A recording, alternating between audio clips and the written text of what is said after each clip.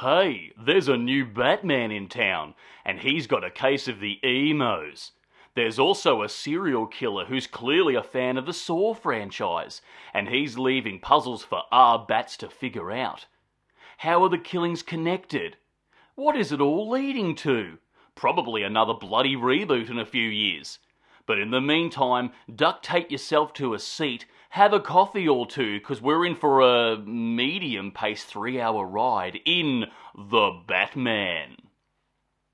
Hello there, you loose units, and welcome back to another episode of Spicy Boy Reviews. I'm, of course, your host, Andrew Iles. Here we are, The Batman, finally, written and directed by Matt Reeves, who gave Ben the flick and decided to do his own Batman franchise. Snyderverse be damned. This is a story of Batman's second year in crime fighting and vigilanteism. So it's not year one, so it's different.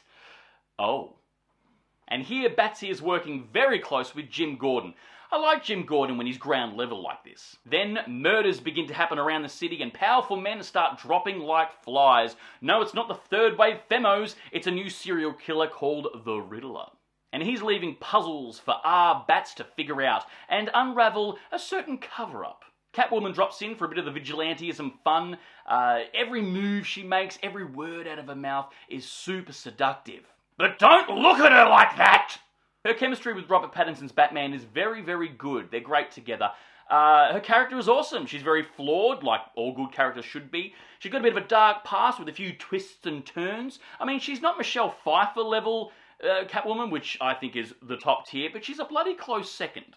Andy Serkis is Alfred this time around, and although he's not in the film much, he's good whenever he's on screen. Also, it looks like he could be ex-SAS if that's the sort of canon they're going with. But, the big question, how is Robbo Pato as Batman? I'd say pretty good. I didn't mind it. For a young Batman, it was fine. I really want to see an old grizzled Batman on screen, but hey, you get what you're given. I liked his Batman voice as well. It was more of a whisper instead of sort of an amateur audition for an underground punk metalcore band. However, his Bruce Wayne is something to be desired because it's exactly the same performance as Batman, you know, whispering, dour, upset and emo all the time. I mean, that might not be his fault, the actor. It could be the direction they're going with, because it's definitely more of a darker, serious tone all round.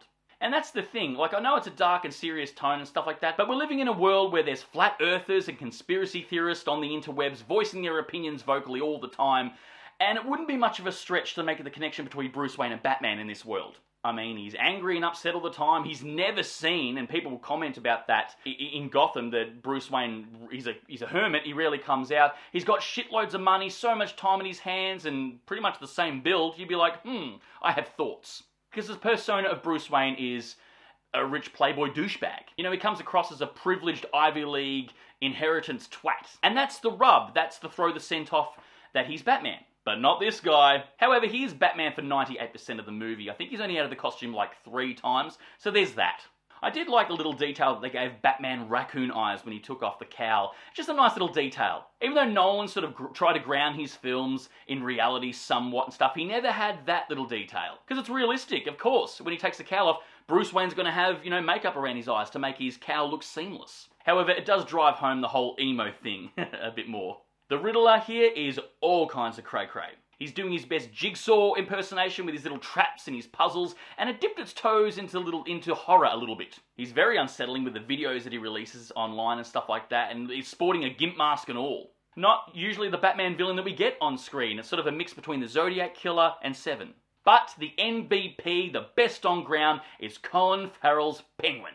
Holy shit. Unreal. Like, when I heard his casting, I was like, oh, really? Colin Farrell? It's probably going to be a Penguin origin somewhat. And then I saw stills from on set, like with him with all the prosthetics on. I said, yeah, it looks good, unrecognisable. I can see him as the Penguin, but why him though? Why wouldn't you just cast someone who looks a bit closer to that look instead of spending all this time and money on prosthetics? And then I saw the performance. Holy shit, was he amazing. He ate up all the scenery, he was super charismatic and great, and he was chewing up the scenery like it was Hubba Bubble Bubblegum. I'm going to say here though, the bat suit, I hate. I fucking don't like the look whatsoever. Especially the cowl, it's way too narrow and slim, and the ears are all the way at the back. I don't mind the chest plate though, the bulletproof chest plate. It's pretty cool. That's the thing, his head and his chest plate are bulletproof, but he's got no armor on his legs. That's what, it's like the RoboCop thing. It's like, why don't you aim for his face? In this, why don't you just pop a cap in his knee and he's fucking down? And also, I don't really like the collar around the top. Just don't like it. Catwoman's mask is fucking stupid. It's like, what's the point? It's like a G-string for your face. Although the Batmobile does look badass, I'll call it out, it looks great, it is a bit Mad Bat's Fury Road, isn't it? My favourite is still the Tim Burton Batmobile. Mwah! Sexy perfection.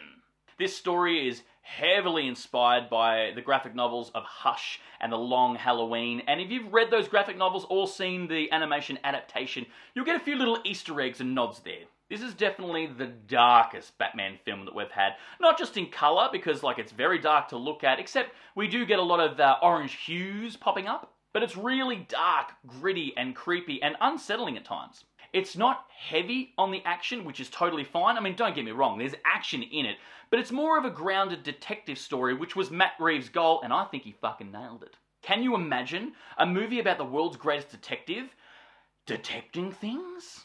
But yeah, there is action in it. There's a fair few cool fight scenes, there's a car chase scenes, but yeah, it's more of a grounded detective story, of course, until the third act climax, when the Riddler recruits some incels from the interwebs, and the film goes sort of full-blown Batman Begins city destruction level. It did feel like the film had 4 endings, I have to admit. You think, oh, okay, that's the end. Oh, no, we're still going. I know Peter Jackson is sitting somewhere going, ooh, my ears are burning.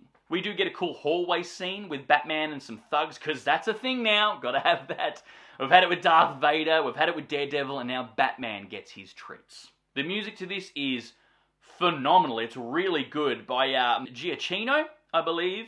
It's sweeping, epic, and grandiose. It's awesome. I don't usually listen to movie scores outside of the film, on Spotify or whatnot, but I definitely will be listening to this one. And of course, all the Batman movies have to have a song tie-in with their film of the hip artist of the day. We've had Prince, Seal, U2, the Smashing Pumpkins, and now we get Nirvana. Wait a minute, what? The gadgets are cool too, the Batman gadgets. They're not sort of unbelievable and out of this world. They're pretty grounded for the most part. It didn't take you out of the scene or anything. I liked them. And it is a 3-hour film, and it does immerse you in this dark, gritty world. And Gotham is probably the scummiest it's been on camera, if memory serves correctly. It's good to look at, it's very gothic and dark, but yeah, it's driving home that Gotham is not a nice place. Which I think the best adaptation of that was the season 1 finale of Titans. I thought that Gotham City was 100% perfection. This is close though, because yeah, Gotham's not meant to be a really nice place. And in saying that, Gotham City is a character in this film, which of course it has to be, it's the setting. The film is pretty captivating. I was never bored, even though it was 3 hours. Although it's not riddled with action, it was a slower paced, a detective story, and I loved that. I was never bored. There are some incredible shots too in this. I was like, wow, this looks stunning. And of course, there's a tease at the end for another possible Batman villain, because it's a Batman film, we have to have this character pop up in every one of them, in some form or another. And by the end, Batman did actually feel more like a hero. That's weird to say out loud. Of course, he is. It's Batman. But, most of the other films are focused on the villains, or Batman's origin, or his turmoil and struggle and stuff, and that's all good stuff. But this one, Batman felt like a real hero, especially by the end, and it ended quite hopeful. And it made Batman focus more on the people of Gotham City, because that's the point. That's why he does what he does. Yeah, but I did like this film. It's okay. I didn't mind the slower pace detective story. It needed to be done for Batman, I think. But yes, I really, really want to see an old grizzled Batman, like Ben Affleck's version. I really wanted to see that film, and I still want to see it. But guys, write down below who has been your favourite on-screen Batman. Animation is included, yes. And what is your favourite Batman adaptation? And of course, if you made it this far into the episode, please give us a thumbs up, because your love and support keeps me going, because I just love movies, and I assume you do as well. And of course, don't forget to hit that subscribe icon, because we give out episodes weekly, and we'll see you back here next week for the next review. And until then, stay spooky, kids.